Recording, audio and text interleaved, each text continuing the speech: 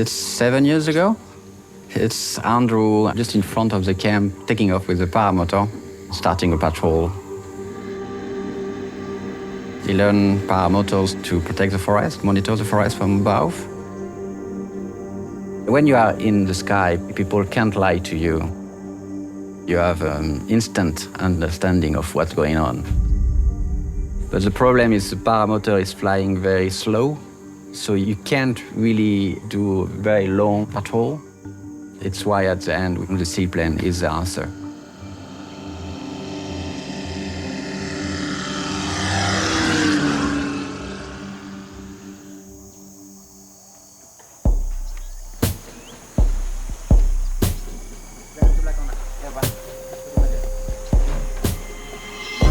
In Borneo's central Kalimanthan, Kalaweit manages more than 2,000 hectares of forest reserve, protecting an important swath of Indonesian biodiversity. In the summer months, Age of Union visited the organization to learn why aerial surveillance is critical to this mission. I waited a very long time for the seaplane because we had big dream about protecting more and more forests. Jadi kita cek minyak nanti ya. The seaplane is a tool to anticipate any illegal activities who can impact the reserve. At the moment, we fly the plane almost every 2 days just to patrol, especially in this season because it's a dry season, so we need to monitor any potential fire around the reserve. Andrew and Enzo are already starting learning, and hopefully next year they will fly. Enzo, bantu aku cek minyak yuk. We need more pilots, and both of my sons are very interesting to take part of this conservation effort from the sky.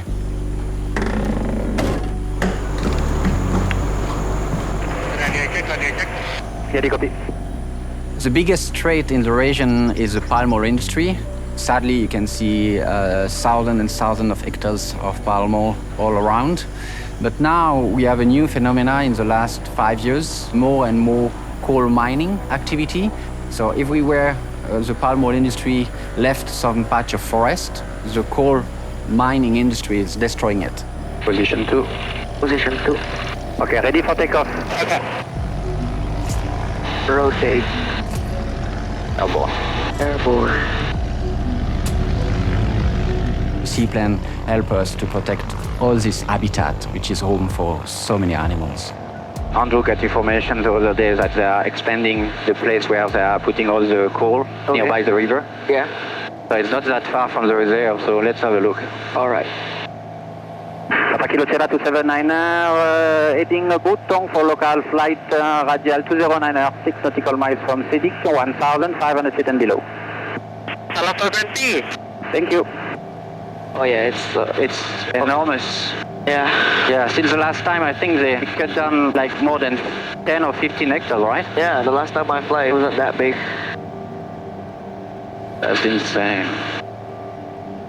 It's all peatland, so at the dry season later in this year, It's gonna catch fire. exactly.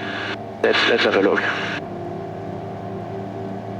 The factory is building really fast. Yeah, the factory is building very fast, and the plantation behind it is expanding like at a crazy rate. Yeah. That's ugly, huh? Yeah, really ugly. It's no way the local people are doing it because it's so expensive to rent that kind of engineering. You can see there illegal logs. Oh yeah, a lot of them. Always the same. Logging industry first, second palm oil, and what the palm oil didn't get, the coal industry is destroying it. This is crazy. There is a mine in the middle of the palm oil plantation. Look at the size of this plantation. That's crazy.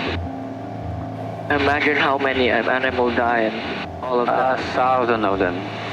We have to focus on the positive to make more reserve and protect more forest and focus on all the animals we save in Dulan. Yeah. Okay, let's go over Dulan. Let's see some beautiful forest. So now we are over the Dulan Reserve, and this is the part where we help the forest to regenerate. We're helping the forest to regenerate by dropping seeds and fruits. It's a natural phenomenon. The birds are doing it. We speed up the process using the seaplane and dropping thousands of kilos of fruits. This is a part of the forest we saved. But all around, as you can see, look over there. It's completely surrounded. We are talking about small island of forest surrounded by palm oil industry. So we want a lot of animals in this patch of forest, so we need a lot of resources and food for them. So important to make corridors to connect all this small patch of forest to make sure the animals have a chance to survive. Now it's getting low visibility from the smoke, from the fire. Yeah, people are burning their land and more forest disappeared. Let's go back. Let's go.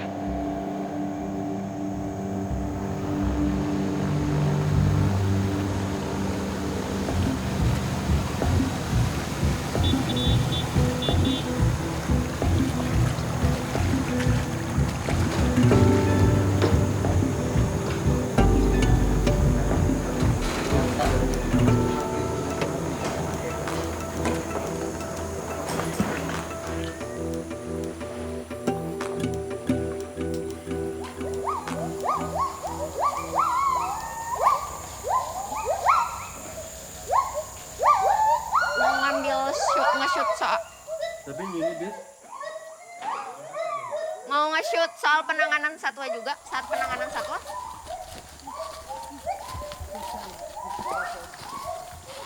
I arrived in Indonesia almost 3 decades ago to release gibbon, to open cages.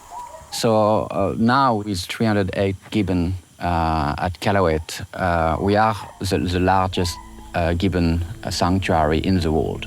I'm not proud of it. What I would like is empty cages. Mainly the animals who arrive at Kalaweit come from the illegal pet trade. People who are cutting down the forest are catching the babies to try to sell them as a bonus.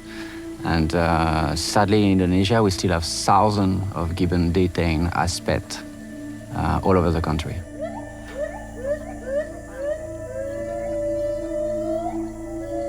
Gibbon are protected by law, so what we wanted is to see the local authorities to confiscate the animals, to make people scared to buy gibbon, and then we will be happy to help this kind of process and receive them at the sanctuary. But it's not what's happening.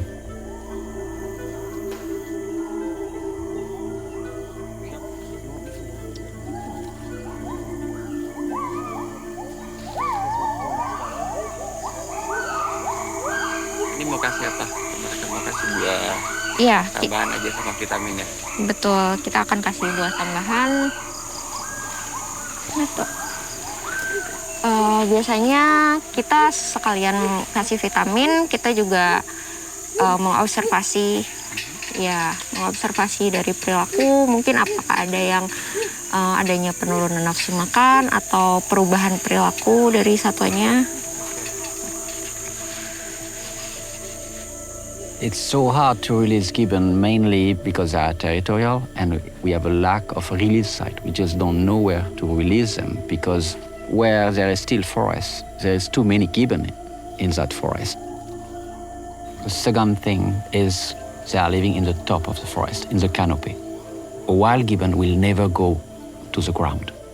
Their immune system is not made to be in contact with parasites and bacteria in the ground. But when a gibbon has been with human, he imitates human, so he spends a lot of time on the ground. So as long as he's still traveling on the ground, you can't release him because he will die.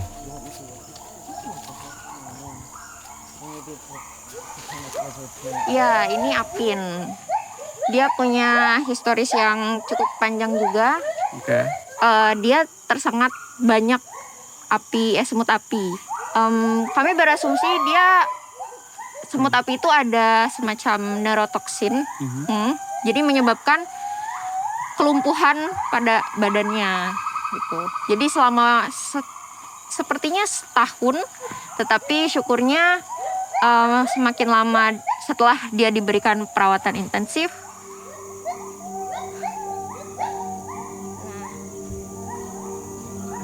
In the past, I was going to see the gibbon in the enclosure on a daily basis, but now it can happen weeks before I go to the enclosure. Because it's becoming too hard. It's too sad.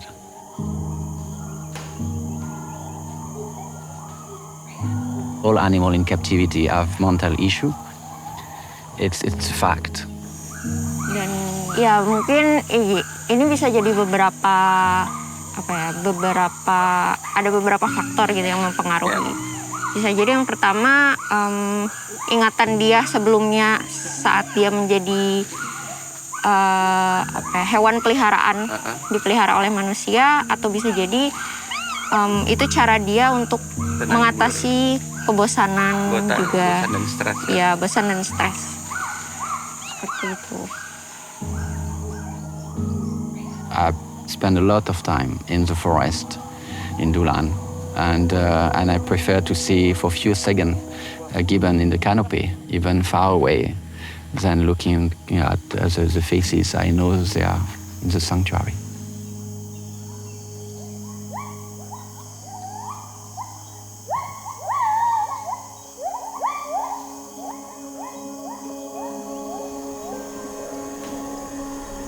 In saving 2,000 hectares in Dulan, I saved more gibbon than I saved by running the sanctuary for the last 27 years. We are focusing on that right now because it feeds us with positive energy just looking at them happy in the trees.